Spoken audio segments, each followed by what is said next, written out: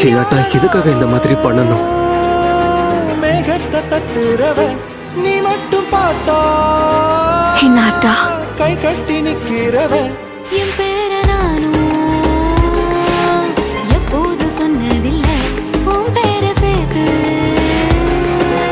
சொல்ல. உனக்கு நருட்டோவை அந்த அளவுக்கு பிடிக்குமா? 7 ஜென்மம் தாண்டி ஒன்ன தோளில் தாங்கணும். தள்ளாடும் போதும் கண்ணு ரெண்டும் உன்னை தேடணும். உயிர் விட்டு போகும் அந்த நொடியில் ஓருவம் முன்னால் வரணும்.